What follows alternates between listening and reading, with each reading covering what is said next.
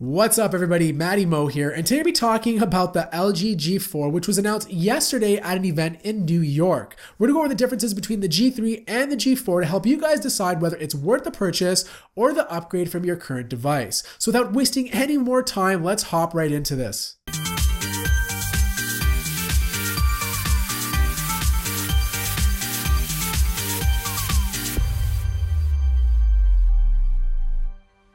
So the first thing you're going to notice about the G4 is that it actually looks really similar to the G3. And that's not necessarily a bad thing. I think the G3 looks great, it has a cool design, and even though it's plastic, it still feels very premium. And I'm sure you're going to find the same thing on the G4. But there are a few differences on the outside. The first one being is that the G4 is actually a little bit thicker than the G3. It's at 9.8 millimeters thick, whereas the G3 is only 9.3. And the reason being is because it has a curved display. Now you're going to notice the curved display is not nearly as curved as the G Flex 2. And that's fine because it's kind of a compromise and it makes everybody happy. So for those of you that want a curved display for that immersive experience, you should find that on the G4. Next up is the color options. With the G4, you have so many color options. You have blue, black, brown, you name it. And on top of that, you also have leather options and ceramic options. The leather options add a nice premium feel to the device. Me personally, if I grab the device, I'm going to go for the leather option. I think the burgundy looks coolest, or black. You guys let me know in the comments below which one you think looks the best. Next up is the display, and the first thing you're going to notice is that both screens are 5.5 inches. It has that nice bezel-less design,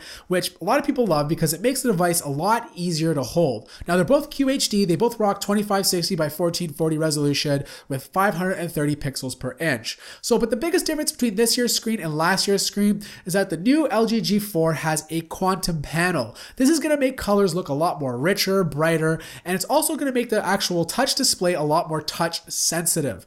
LG says that it's going to be 25% brighter and that the contrast ratio is going to be increased by 50%. Now, if you have a G3, you know that the display can be a little dim, so this will make the display a lot better looking, and it's supposed to make photos and viewing pictures a lot more natural looking as well.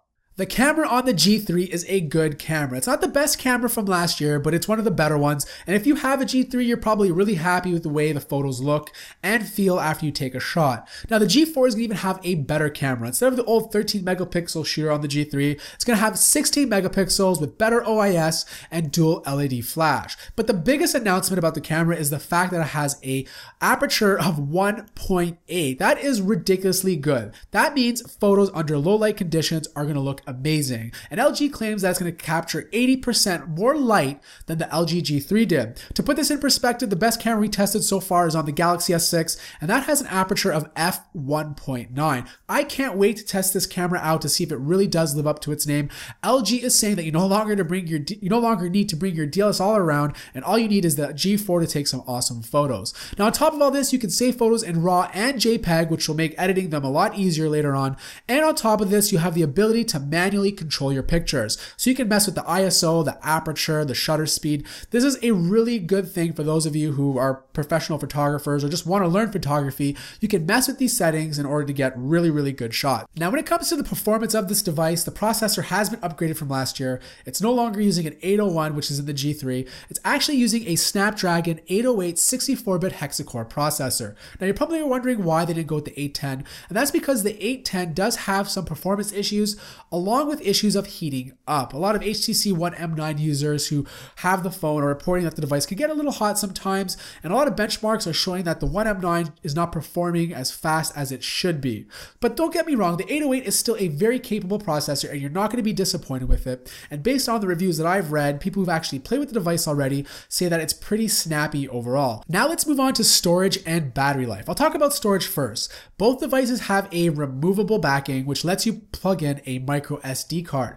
Now here's the thing, the micro SD card on the G4 allows you to put a 2 terabyte micro SD card. Okay, I said that right. 2 terabytes. That is a lot of space for a smartphone. It's probably going to cost you a lot of money to buy that micro SD card, but if you do buy it and you do use it, you're going to have a lot of space on your smartphone. On top of this, it's coming with 3 gigs of RAM, which is the same thing as last year if you bought the 32 gigabit version. And this year it's coming as standard as 32 gigabytes. So there's no more 16 gigabyte option to choose from.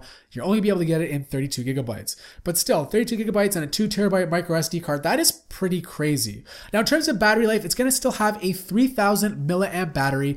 And if you have a G3, you know how good the battery life is today. It has pretty good battery life. You'll have no problem getting a day and a half without need to charge up, and I expect the same thing to hold true for the G4 and be better. The reason why I think it's going to be better is because, first of all, that QHD screen is going to be a lot more efficient. That actual processor is going to be a lot more efficient. And on top of this, the fact that it's running Android 5.1 straight out of the box is going to make it so much more battery efficient. Now, for those of you who don't know, Android 5.1 fixed a lot of minor bugs, and it also improved a lot of battery life on a lot of devices. Now, for those of you who are wondering if it's worth the purchase, I can't really tell you if it is or not. I haven't reviewed the device as of yet, but everything on paper and the initial hands-on impressions that I've watched and reviewed look pretty good. Now, for those of you rocking a 24 flagship device, it might not be worth the upgrade just because the 24 flagship devices from last year are still pretty good.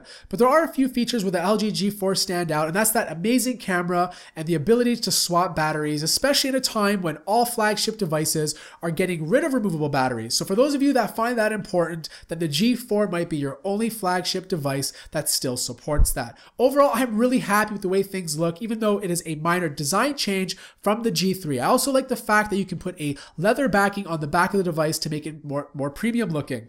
Now, what about you guys? Do you guys think the G4 looks and feels awesome? Let me know in the comments below, and make sure you smash that like button. And if you guys want to see a review on it, don't forget to subscribe, and I'll see everybody in the next episode.